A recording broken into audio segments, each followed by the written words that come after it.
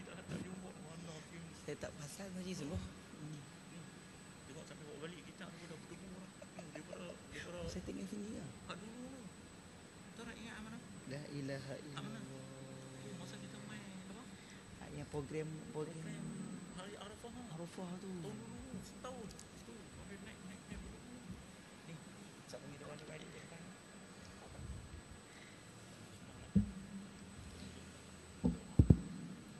Okey, Tu Haji, muslimin depan sikit. Kita nak mulakan majlis kita insya-Allah.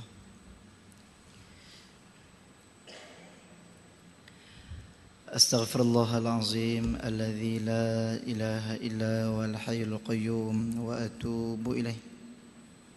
Astaghfirullahal azim alladzi la ilaha illa huwal hayyul qayyum wa atubu ilaih. Astaghfirullahal azim alladzi la ilaha illa huwal hayyul qayyum wa atubu ilaih. Hasbunallahu ni'mal wakil.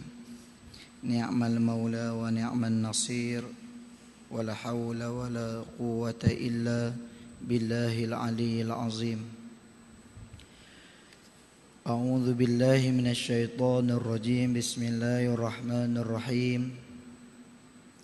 السلام عليكم ورحمة الله وبركاته. الحمد لله الحمد لله الذي هدانا وما كنا لنهتدي لولا أن هدانا الله وما توفيقي والاعتصامي وما توكلي إلا على الله. أشهد ونشهد أن لا إله إلا الله وحده لا شريك له وأشهد أن سيدنا محمدا عبده ورسوله وصفيه وخليله خاتم الأنبياء والمرسلين وعلى آله وأصحابه والتابعين والتابع التابعين لهم بإحسان إلى يوم الدين. أما بعد.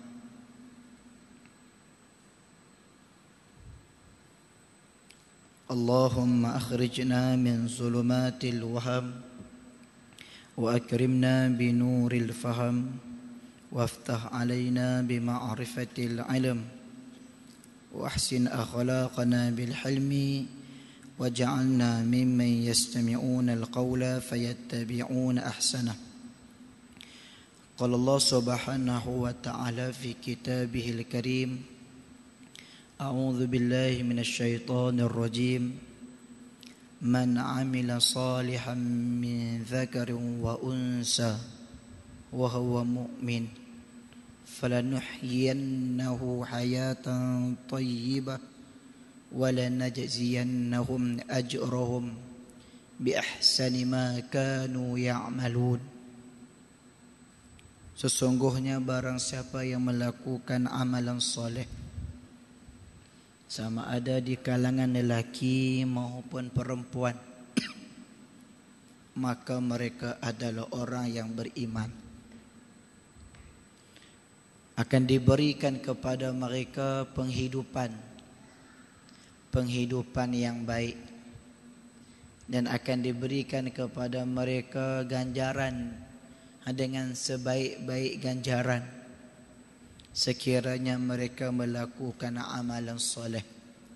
Sadaqallahul azim. Surah An-Nahl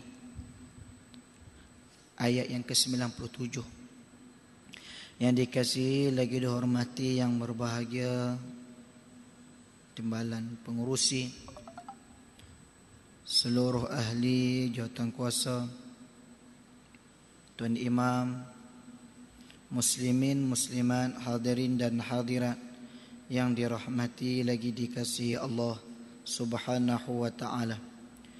Alhamdulillah, sama-sama kita merafakkan kesyukuran kehadrat Allah di atas kesempatan yang diberikan kepada kita. Kita dipertemukan oleh Allah Subhanahu wa ta'ala. Mudah-mudahan pertemuan ini memberikan ganjaran di sisi Allah Subhanahu wa taala dan dijadikan bekalan untuk kita bertemu dengan Allah Subhanahu wa taala di akhirat kelak. Mohon maaf lama rasanya tidak hadir ke masjid tuan-tuan dan puan-puan. Tak ada sebab apa pun. Cuma kita duk sibuk ngaji. Alhamdulillah dah selesai pengajian kita. Kita akan konvo penghujung bulan ni insya-Allah. Yang kedua duk sibuk urus sekolah. Alhamdulillah hasil daripada sumbangan tuan-tuan dan puan-puan.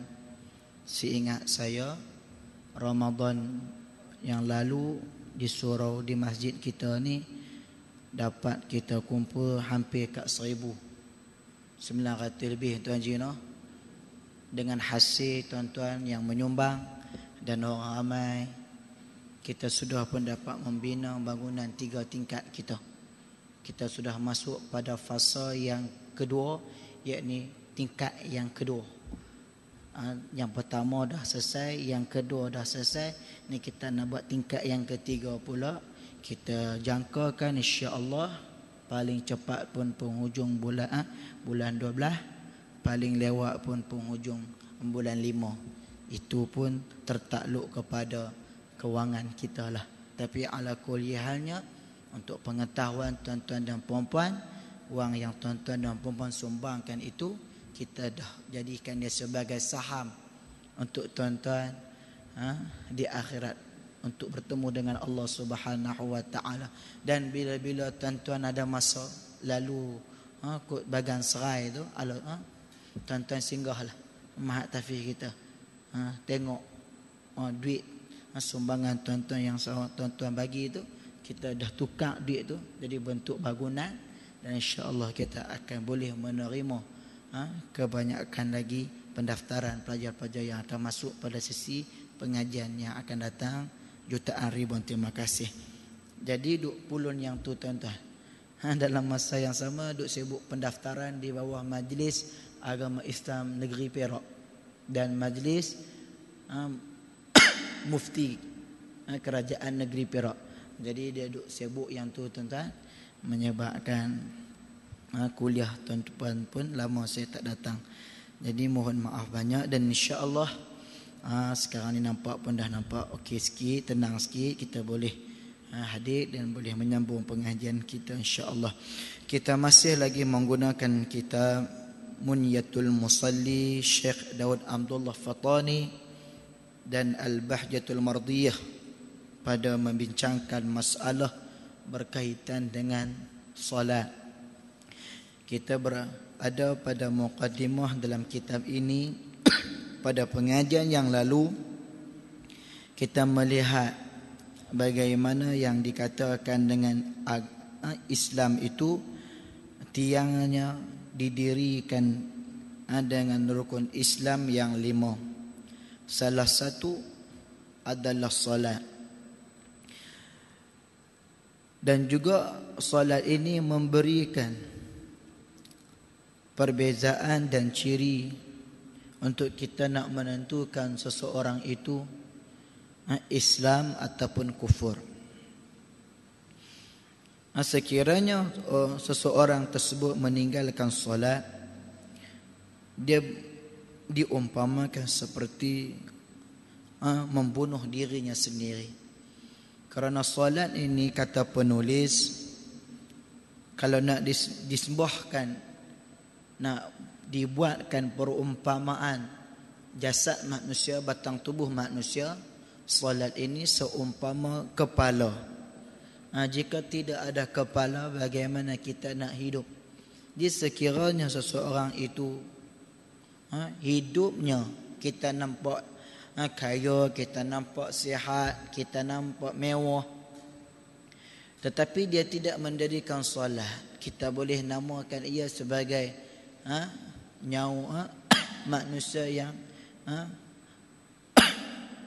mati tetapi masih lagi bergerak. Sebab apa? Dia sudah tidak menghidupkan dirinya dengan Allah Subhanahu wa taala, kerana kehidupan agamanya sudah tidak ada. Kerana dia meninggalkan sembahyang dia. Seperti mana manusia yang tidak ada kepala, seperti bangkai yang bernyawa. Tidak ada apa dah nilai dia di sisi Allah Subhanahu wa taala. Juga kepada mereka yang mendirikan solat, mereka itu diiktiraf oleh Allah sebagai manusia yang beriman. Seperti mana yang saya baca di awal muqaddimah tadi, firman Allah Subhanahu wa taala yang Allah telah berfirman, "Man 'amila salihan min dzakarin wa unsa." Barang siapa yang melakukan amalan soleh. Salah satu amalan soleh ini adalah menunaikan solat sehari semalam 5 waktu 17 rakaat. Wa huwa mu'min. Maka mereka itu adalah orang yang beriman kepada Allah Subhanahu wa taala.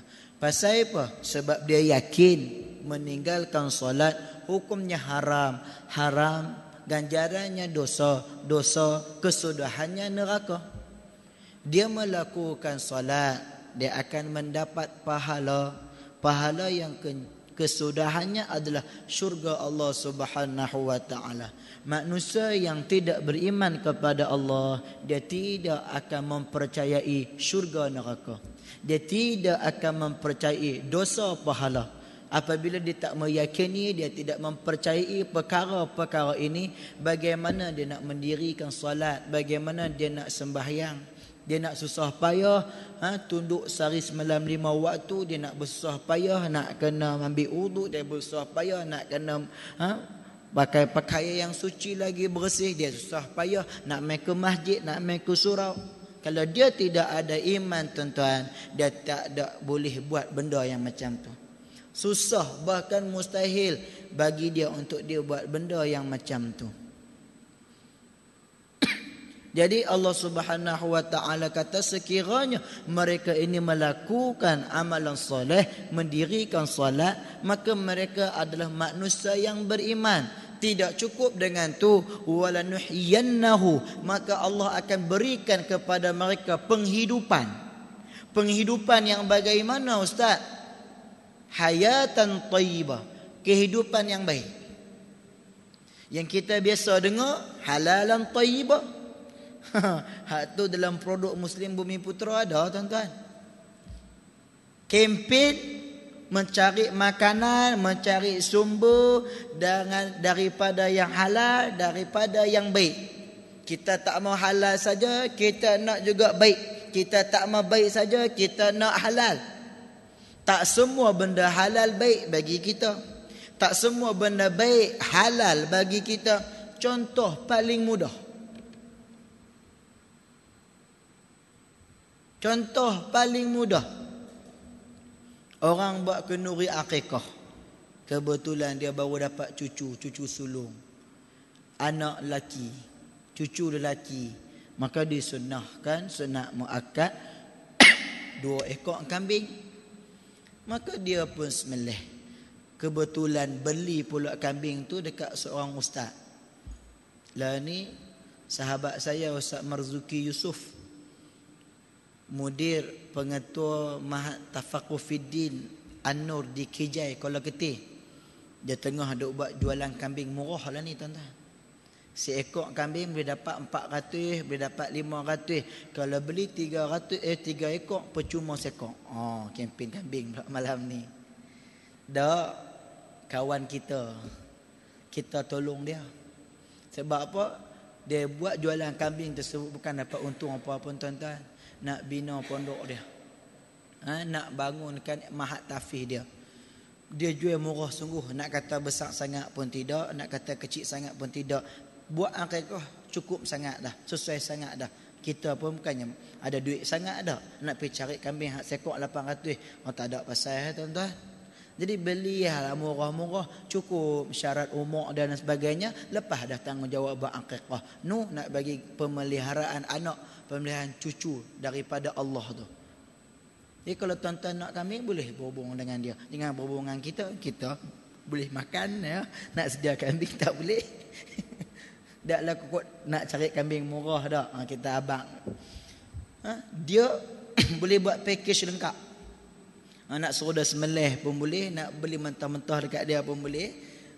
Kalau suruh dah sembelih, dia akan sembelih, anak murid dia akan lapah.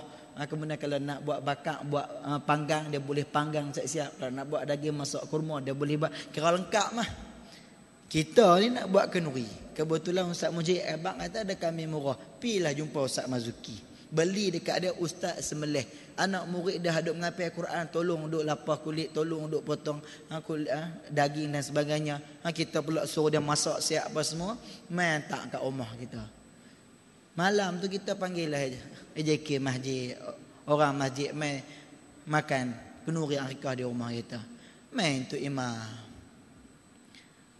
Kebetulan masjid kita tak ada imam, contoh ni elok sangat.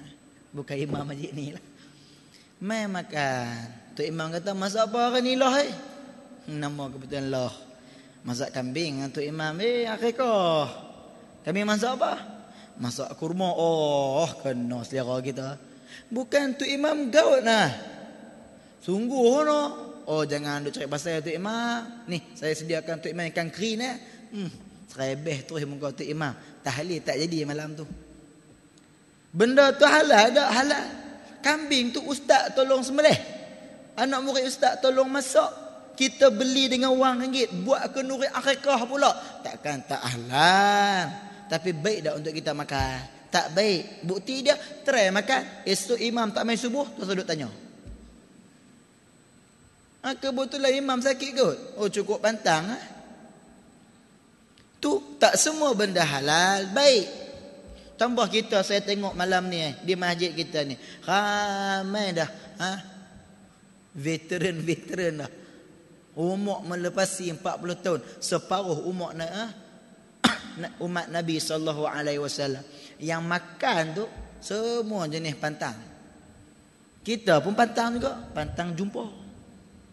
Tapi tuan-tuan mungkin ada yang pantang makan pedas, ada yang pantang makan daging, ada yang pantang makan ikan, ada yang pantang macam-macam lah. Tak semua benda hak tu halal kita boleh makan. Sama juga setiap benda yang baik tak semestinya halal. Sebagai contoh, dalam masyarakat Cina dia ada satu makanan. Kita pun baru tahu, baru belajar. Nama makanan tersebut bak kutih. Makanan tu tuan-tuan, makanan sup yang bersumburkan dengan rempah ratus. Dia makan boleh menyihatkan tubuh badan, boleh mengeluarkan angin-angin dalam badan, boleh menghancurkan lemak-lemak yang lekat di saluran-saluran darah dan sebagainya. Elok tuan-tuan, memang elok. Tapi dimasukkan dengan lemak khinzir. Halal tak? Tak halal. Nampak macam baik ya? Bapa nak beri kesihatan, tapi tak halal.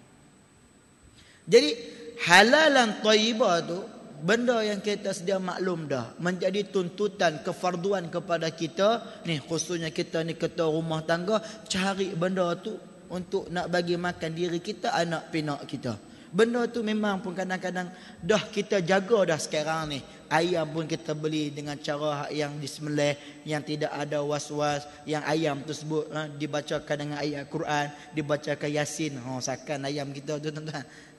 Dia tiap hari dengar orang baca Quran. Kita tuan-tuan, bukan kata nak dengar, jauh sekali nak baca.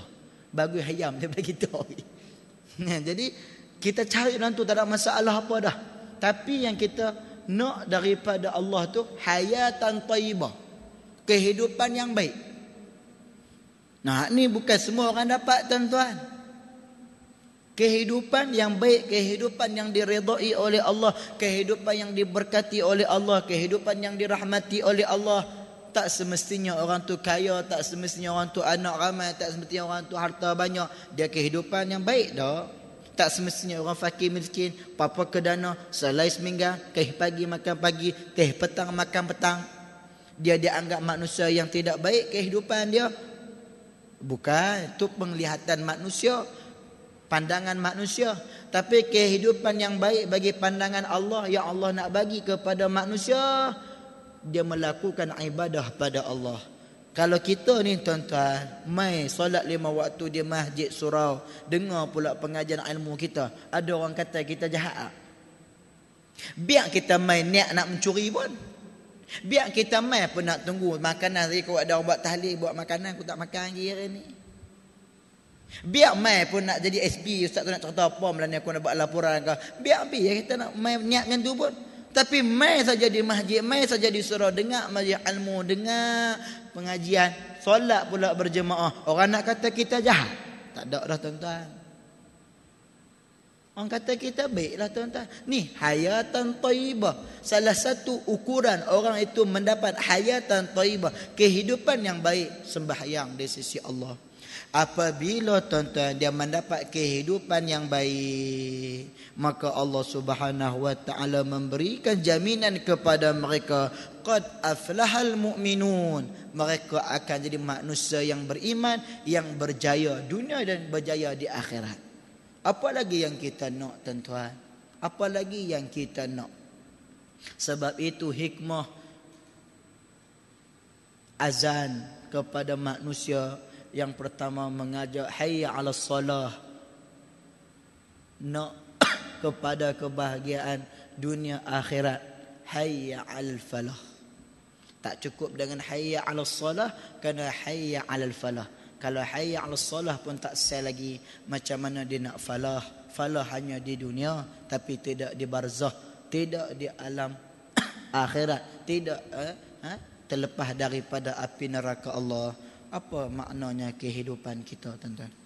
Jadi begitu juga firman Allah Subhanahu wa taala, sambungan kepada kitab kita, walladzina hum ala salawatihim yuhafizun, dan mereka yang tetap memelihara sembahyang mereka, iaitu golongan-golongan yang mendirikan sembahyang, kemudian mereka memelihara sembahyang mereka. Memelihara sembahyang mereka daripada ditinggalkan, memelihara sembahyang mereka daripada dilewatkan, memelihara sembahyang mereka daripada perkara-perkara yang kotor, daripada perkara-perkara yang tidak suci, yang menyebabkan solat tidak diterima oleh Allah. Memelihara solat mereka dengan niat ikhlas kepada Allah, memelihara salat mereka dengan melakukan salat tersebut bertepatan dengan apa yang diajar, ditunjuki oleh Nabi sallallahu alaihi wasallam. Ni walladzina hum ala salawatihim yuhafizun. Orang nak semayang boleh tuan-tuan. Bahkan kita boleh katakan semua orang boleh sembahyang. Tetapi nak jaga sembahyang tersebut tak semua orang boleh. Zaman muda dia boleh sembahyang, kemudian mai masuk ke alam pekerjaan, sibuk dengan pekerjaan, masuk ke alam rumah tangga, sibuk dengan alam rumah tangga tuan-tuan, sembahyang pun jadi lewat. Sembahyang pun tak boleh nak mai lagi berjemaah di masjid. Sembahyang tak boleh lagi nak berjemaah di rumah. Yang lebih teruk, yang lebih parah, tak semayang terus. Bila nak semayang balik nu, apabila Allah uji dengan dia lumpuh separuh badan, baru waktu tu menyesal, Allah uji aku apa aku tinggal semayang. Banyak tak manusia macam tu tuan-tuan? Allah bagi muflih perniagaan kita, hutang kelimping pinggang, bank duk hantar surat, bank duk hantar orang duk cari kita, alung duk ligan kita pada waktu tersebut tuan-tuan. Sembahyang tak berhentilah kita. Semua masjid kita singgah. Pasal apa? Kita tahu dah alung tak boleh masuk masjid, kita sembunyi kat masjid. Alung tak dapat cari kita, tak dapat ligan kita. Kalau duduk di rumah, bukan kata kita, setiap hari bulan isteri kita, anak kita pun dia buat, dia bunuh, dia rogut, dia bakar, macam-macam lah tuan-tuan. Ni nak yuhafidun ni bukan mudah. Apatah lagi kalau kita ni contoh orang yang sentiasa melazimi sembahyang. Maksudnya insya-Allah tak berhenti kita menaikkan solat pada Allah. Memanglah orang kata kita ni payah pun nak tinggal solat. Tapi belum tentu kita boleh jaga sembahyang kita. Sembahyang di awal waktu. Sahabat bertanya kepada Nabi, Ayu a'malu afdal ya Rasulullah?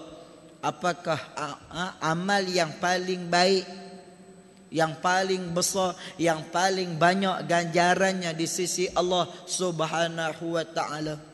Nabi jawab, jihadu fi sabilillah, berjihad di jalan Allah.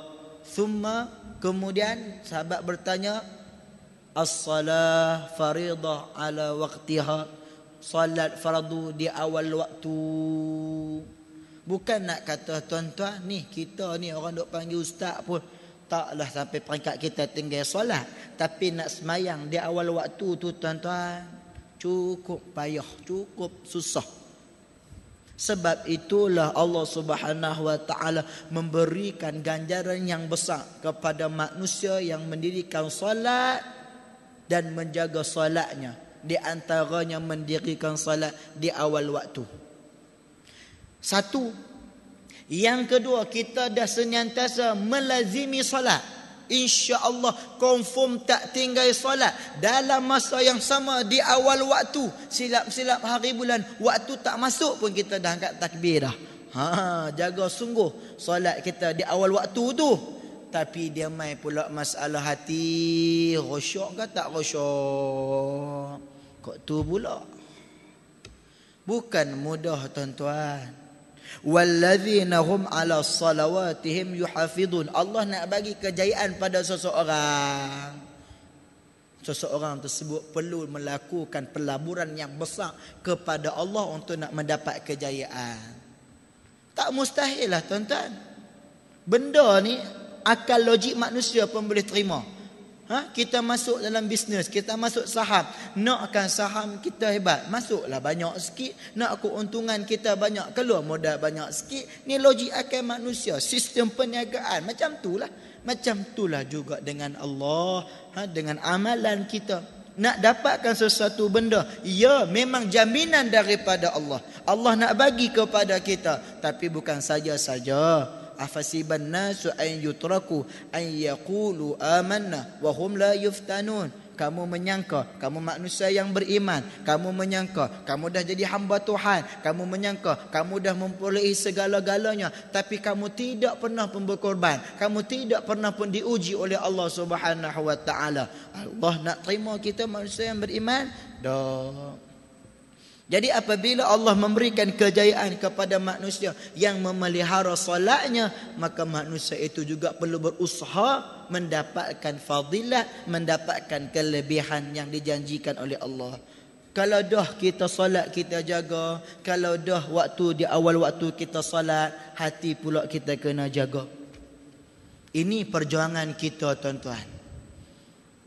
Perjuangan kita pada malam ni yang pertama sekali, jangan tinggal solat.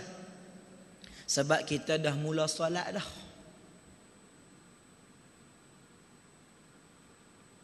Sama ada solat berjemaah ke, solat fardiah ke, yang penting jangan tinggal solat. Nak dapat kelebihan lebih, solat berjemaah. Nak dapat lagi lebih, solat di masjid. Tapi yang paling penting, jangan tinggal solat, termasuk anak pinak kita, termasuk isteri kita, termasuk menantu kita. Lepas ni nak cari menantu, nak kahwinkan anak kita, syarat dia solat. Dan jangan berhenti nasihat pada mereka, jangan tinggal solat. Jangan nasihat benda lain dah tuan-tuan. Anak yang masuk ke alam rumah tangga ni tuan-tuan, jangan kita nasihat benda lain dah. Dan jangan banyak sangat nasihat. Kadang-kadang dia bebai, kadang-kadang dia tension, kadang-kadang dia rasa mengongkong, kadang-kadang dia rasa macam dia ni masih lagi di bawah pantauan mak dia. Tuan-tuan minta dia jangan tinggal solat. Dia secara automatiknya dia akan ingat pada kita. Dia akan berbakti pada kita. Dia akan buat baik pada kita. Sebab jaminan daripada Allah. Sama juga dengan menantu. Solat dah lagi cik. Balung solat dah lagi. Tanya semua pasal solat. Macam mana dia nak bawa keluarga anak kita, dia pun tak boleh nak bawa diri dia. Jangan tinggal solat. Yang kedua, kalau dah kita tak tinggal solat, usaha solat di awal waktu. Usaha solat di awal waktu. Waktu yang kita akan mengaji depan ni nanti, dia ada waktu yang afdal, dia ada waktu yang pertengahan, dia ada waktu tahrim, waktu yang akhir, waktu yang makruh untuk mendirikan solat. Nanti kita akan belajar waktu-waktu tersebut yang Allah cerita kepada kita. Tapi yang paling penting kita usaha. Apatah lagi sekarang ni tuan-tuan, waktu sembahyang awal. Kalau kita di Kuala Terengganu 12.55 masuk dah Zuhur.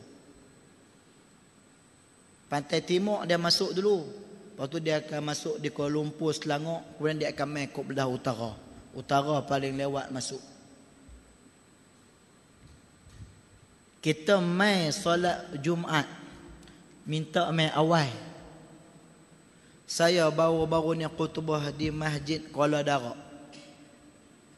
Kuala Getih, masjid kampung.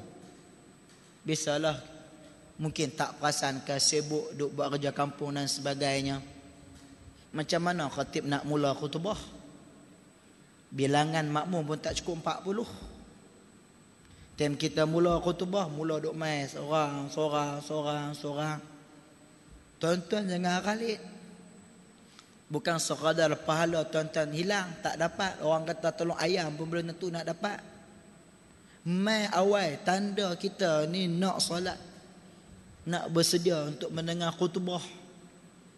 Paling kurang pun tuan-tuan, hari Jumaat pukul 1 dalam masjid dah. 1:05 dah. Pukul 1 dalam masjid dah. Tu paling lewat lah tuan-tuan. Kalau kita sampai lewat, ganjaran di sisi Allah tak ada dah tuan-tuan ni. Semayang sah. Mai awal lagi bagus. Baca Yasin, surah Kahfi, 12.30, 12.45 duduk di dalam masjid. Rasa macam tak kena peringatkan tuan-tuan malam ni noh. Buat jenis muka mai solat Jumaat awal. Tak ada buat kerja apa dah. Pincin belakang dah tengok. Sampai kalah pada orang. Hak duk kerja hari Jumaat, kerja kilang, kerja kedai makan dan sebagainya. Tolong peringat tuan-tuan. Jadi yang kedua, jaga 5 waktu, jaga waktu sembahyang kita. Yang ketiga, jihad kita dalam solat ni tuan-tuan ni, jaga niat kita. Jaga niat kita. Niat kerana Allah Subhanahu wa taala. Nampak macam baik, nampak macam melaksanakan solat, tapi di akhirat kala haba'am manthura, seperti debu yang berterbangan, tak ada pun nilai di sisi Allah, tak ada pun catatan di sisi Allah, tak ada pun ganjaran di sisi Allah. Ya Allah, aku semayang 24 jam tak pernah berhenti. Tak ada langsung ni tentang aku semayang ni pasal apa? Dia ada buat tak puas hati ke Allah. Allah kata, hang semayang bila? Aku tiap-tiap hari semayang, masuk 5 waktu aku semayang di Masjid Matang Gedung. Haji Sopri jadi imam lagi, aku ingat. Tu dia buat hujah dengan Allah Ta'ala tu. Hang semayang kerana aku ke semayang kerana Haji Sopri? Aku semayang sebab dia. Hampir minta dekat dia ganjaran. Macam tu lah tuan-tuan. Mayang pasal apa? Pak mentua, hampir minta kat pak mentua. Mayang pasal apa? Pasal buah, pergi minta kat buah. Mayang pasal apa? Pasal malu kat anak, pergi minta kat anak. Pasal apa? Pasal semayang malu kat mak mentua, pergi minta kat mak mentua. Tak ada lah ganjaran di sisi Allah. Pasal apa? Ganjaran tersebut aku yang bagi. Tiba-tiba pas semayang bukan kerana aku nak bagi. Oh, bukanlah tuan-tuan.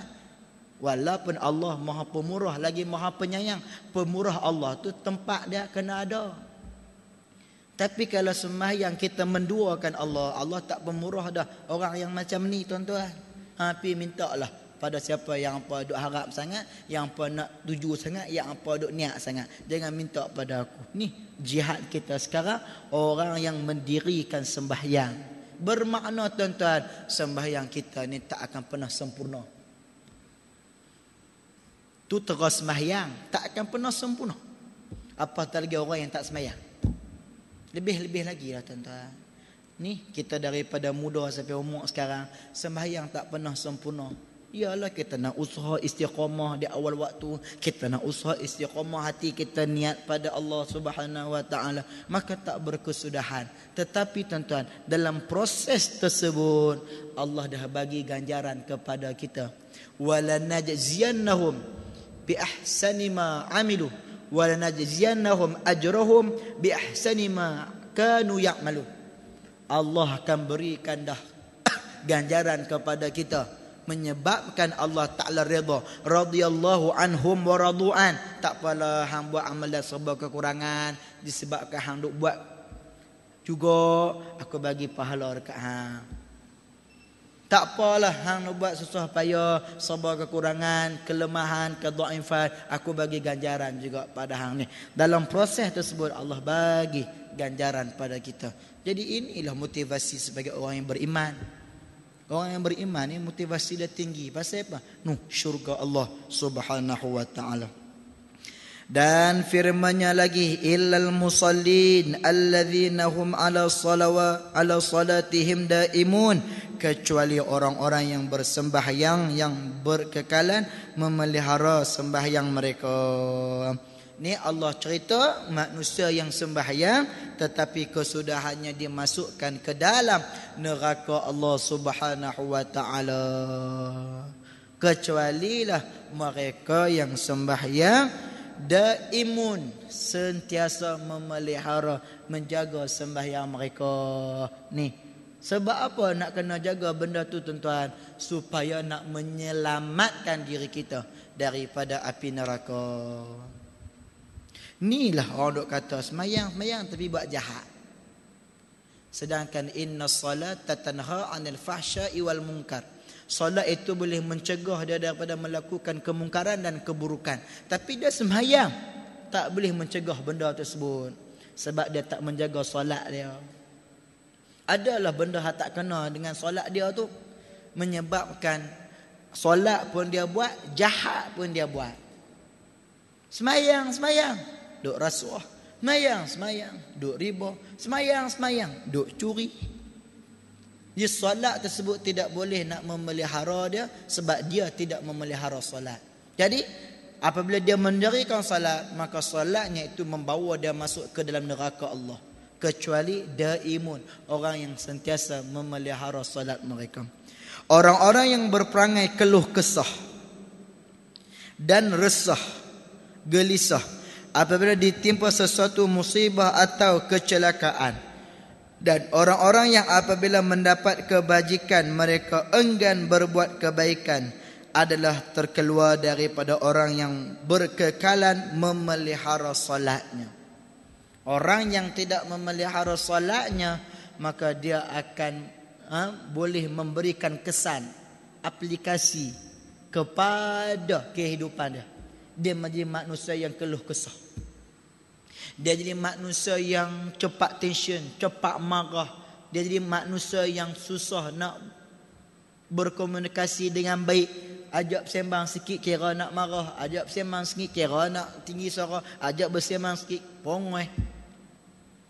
Dia keluh kesah tu ada, gelisah tu dia ada, dan ditimpa musibah, ditimpa kecelakaan, dia mudah melatah, dia mudah beremosi, dia mudah marah, tengking dan sebagainya. Dan sekiranya dia diberikan kebaikan oleh Allah, kebaikannya itu membuatkannya dia lupa pada Allah. Yalah, berapa banyak orang tak semayang, tapi kita tengok hidup mereka hebat. Kita sembang dengan seorang tukang gunting rambut. Dia kata, kita pun pelik dengan rezeki Allah Ta'ala. Pelik macam mana? Yalah kadang-kadang kita ni menyaga elok dah. Surah Al-Waqi'ah tiap pagi baca, Ad-Duha tak pernah tinggal, sedekah duk bagi, tapi rezeki duk teratur sah. Kita tengok orang lain, bukan kata Waqi'ah, bukan kata Duha, jauh sekali nak sedekah, semayang pun dak usah Tapi Ustaz tengok tiap-tiap tahun kereta baru, tiap-tiap tahun jalan luar negara, tiap-tiap tahun boleh buat sana buat sini Ustaz. Ya, itu realiti yang kadang-kadang berlaku depan kepala otak kita sendiri, yang menyebabkan iman kita tu jadi ragu-ragu, yang menyebabkan kita terfikir dua kali, betul ke ni aku buat ni, betul ke ni apa yang Allah Ta'ala bagi pada aku ni, aku buat serba kena dah, pasal apa duk macam ni saja. Jawapan dia tuan-tuan, saya nak jawab melalui satu kisah. Kisah ni berlaku di Indonesia kepada seorang Pak Kiai dengan seorang pembawa beca. Satu hari Pak Kiai ni dia tengah mengajar. Pak Kiai ni dia tengah mengajar. Mengajak dia tuan-tuan. Tiba-tiba lalu pembawa beca. Duk tengah dia duk lalu tu, dia tersentuh dengan apa yang dicakapkan oleh Pak Kiai dalam kuliah Pak Kiai tu. Pak Kiai tu kata, kalau nak rezeki murah, kalau nak Allah bukakan pintu rezeki pada kita, jangan kita berusaha kepada pekerjaan itu semata-mata, tapi berusahalah dengan mendekatkan diri kepada Allah melalui pekerjaan tersebut. Buat pekerjaan tersebut untuk mendekatkan diri kepada Allah, sembahyang, sedekah, senyum, buat kebajikan pada orang. Jangan mengharapkan rezeki itu semata-mata dengan kerja buat kita. Jangan mengharapkan rezeki itu dengan pelanggan, dengan customer yang naik beca kita tu. Sebagai contoh. Dia pun tersentuh. Apabila dia tersentuh, dia pun buat apa yang dia cakapkan oleh Pak Kiai tersebut. Daripada hari ke hari, hari ke hari, apa yang dicakapkan oleh Pak Kiai tersebut sebaliknya berlaku pada diri dia. Sebelum ni 10 orang, 15 orang, tiap-tiap hari pelanggan dia biasa. Tapi lepas dia buat macam Pak Kiai tu buat, nak dapat 5 orang pun susah. Tu pun ada yang naik tu yang orang susah, bayar separuh harga. Dia rasa tak puas hati, betul ke Pak Kiai ni, nama saja Pak Kiai penipu. Dia buat. Akhirnya dia jumpa Pak Kiai tu. Pak Kiai tu habis mengajar, dia jumpa Pak Kiai. Pak Kiai tak kenal saya kenal Pak Kiai. Disebabkan saya kenal Pak Kiai, saya amal apa yang Pak Kiai cakap, menyebabkan saya menjadi semakin susah, bukan semakin senang. Maka Pak Kiai tu kata, cerita pergi elok-elok, saya tak tahu hujung pangkai apa, saya tak tahu apa yang kamu cakap ni. Maka dia ceritalah daripada awal sampai habis, dia dengar kuliah Pak Kiai, dia amalkan sebagainya. Akhirnya pelanggan saya berkurangan, pendapatan saya berkurang dan sebagainya. Ya, memang kamu hanya melihat rezeki kamu itu pada pelanggan kamu, pada beca kamu, tapi kamu tidak melihat rezeki kamu pada tubuh badan kamu. Adakah kamu sakit? Tidak. Kalau Allah bagi kamu sakit, sekupang pun kamu tak akan dapat. Pasal apa? Beca tak boleh bawa. Adakah isteri kamu kebuluk makan di rumah? Tidak, jiran tetangga duk bantu. Adakah rumah kamu dimasuki pencuri? Adakah keselamatan terjamin? Ya. Adakah anak pinak kamu boleh mengaji? Alhamdulillah. Kamu hutang ke lem pinggang? Tak ada. Itu bukan rezeki daripada Allah. Allah tak bagi apa yang kita nak, Allah bagi apa yang kita perlu. Sebagai contoh, kita perlu duit untuk apa? Untuk nak masukkan anak kita ke sekolah agama rakyat yang tiap-tiap bulan kena bayar 150. Kita perlukan duit itu. Kita nakkan duit itu. Tujuan dia apa dia? Nak hantar anak masuk sekolah agama rakyat yang kena bayar tiap-tiap bulan. Allah tak bagikan pada kita duit, tapi Allah bagi manusia tanggung anak kita mengaji. Selesai. Kita perlu duit itu untuk apa? Untuk anak kita. Sekarang anak kita dah ditanggung. Habislah tuan-tuan. Tu. Kalau kita lihat dari sudut akal pemikiran kita tuan-tuan. Lagi banyak mereka tu tuan-tuan hidup mewah. Lagi banyak musuh mereka. Lagi banyak hutang mereka tuan-tuan. Kita hutang pun dalam buku 55 tu pun RM1, tu pun RM2. Nah, mereka 2 juta, 3 juta sampai ke mati pun kadang-kadang tak boleh nak selesai hutang. Musuh kita jiran tetangga ya. Musuh depa satu negara, satu Malaysia, satu negeri. Tak ada lagi nikmat Allah bagi pada kita. Adillah tuan-tuan. Allah bagi apa yang kita perlu, bukan Allah bagi apa yang kita mahu. Yang kedua, dunia ini adalah ujian pada orang-orang yang beriman. Lagi banyak kita mendekatkan diri pada Allah, lagi banyak ujian Allah bagi pada kita. Kalau kita menjauhkan diri kepada Allah juga adalah ujian daripada Allah. Ujiannya Allah memberikan kemewahan kepada mereka, nak bagi mereka ingat Allah. Mereka jadi manusia yang tak ingat Allah. Kok Allah bagi kekayaan mereka nak ingat Allah? Tak juga. Kok Allah bagi kepada mereka perniagaan yang hebat, kok nak ingat Allah? Tak juga. Rupa-rupanya nak bagi mereka ni ingat Allah apa dia? Muflihkan syarikat mereka, jahanamkan perniagaan mereka, baru nak ingat Allah. Agak-agak waktu tu kalau kena batang hidung kita tuan-tuan, terjun bangunan 10 tingkat bunuh diri terus. Lagi besar kehidupan mereka, lagi banyak Allah bagi juga ujian pada mereka. Jadi kehidupan ni sama saja di sisi Allah. Ni yang kata inna akramakum indallahi atqakum.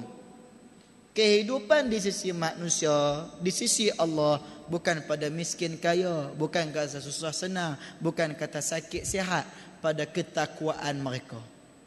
Jadi Allah Subhanahu wa taala akan memberikan sifat keluh kesah, sifat resah gelisah, sifat yang menyebabkan lupa dirinya mereka pada Allah kepada mereka-mereka yang tidak mendirikan sembahyang. Ialah mereka yang tidak merasa keluh kesah dan terkejut apabila ditimpa kesusahan dan tidak memegang kebaikan yang datang untuknya, kepentingan dirinya sebaliknya dibelanjakan kerana mencari keredaan Allah Subhanahu wa taala. Orang yang tak ada jiwa yang macam tu, jiwa keluh kesah, jiwa negatif, jiwa yang buruk, mereka yang buat taat pada Allah, ada rezeki kongsi dengan manusia. Tak ada nak keluh kesah tuan-tuan. Lagipun sembahyang yang sebenar itu dapat mencegah seseorang daripada perbuatan keji dan mungkar. Seperti firman Allah Subhanahu wa taala, wa aqimis salah innas salata tanha 'anil fahsya'i wal munkar wa la dzikrullahi akbar. Dan tetapkanlah dalam mengerjakan sembahyang, sesungguhnya sembahyang itu akan menghalangi perbuatan keji dan salah, dan sesungguhnya mengingati Allah itu, sembahyang itu amat besar manfaatnya dalam kehidupan manusia. Orang yang mengerjakan sembahyang sebagaimana yang disuruh oleh Allah dan Rasulnya, sembahyang tersebut akan menghalangnya daripada melakukan pekerjaan jahat. Cara sembahyang, wallahu subhanahu wa ta'ala a'lam. InsyaAllah kita akan sambung pada pengajian yang akan datang, iaitu cara bersembahyang mengikut Nabi SAW. Yang baik daripada Allah, yang lemah terkasar bahasa kelemahan saya sendiri. Mudah-mudahan salat mengajar kita tentang hakikat kehidupan. Salat mengajar kita tentang hikmah yang Allah berikan dalam kehidupan kita. Sama ada baik, sama ada buruk, sama ada miskin, sama ada kaya, sama ada tua, sama ada muda, sama ada sihat, sama ada sakit. Salat banyak memberikan hikmah kepada kita insya-Allah. Wabillahi taufiq wal hidayah. Wassalamualaikum warahmatullahi wabarakatuh. A'udzubillahi minasyaitonir rajim. Bismillahirrahmanirrahim. اللهم أرنا الحق حقا وارزقنا اتباعه وأرنا الباطل باطلا وارزقنا اجتنابه اللهم فقهنا في الدين وعلمنا التأويل واهدنا إلى صراطك المستقيم اللهم اجعلنا من الناجحين والفائزين في الدنيا والآخرة برحمتك يا أرحم الراحمين ربنا ليقيموا الصلاة ومن ذريتي ربنا تقبل منا وصلى الله على سيدنا محمد والحمد لله رب العالمين تقبل الله منكم.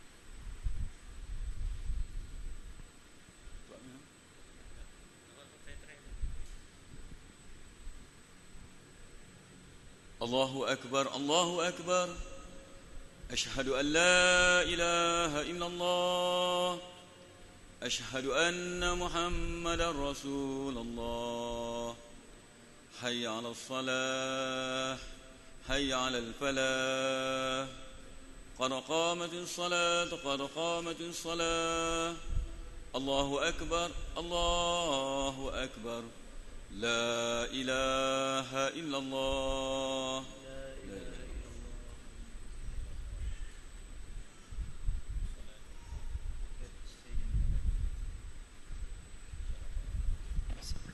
صف صفوفكم فإن تصفية الصفوف من إقامة الصلاة. Penuh lurus dan rapatkan saf.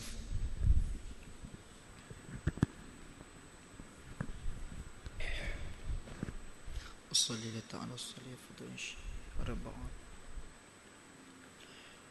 Allahu akbar. Allah.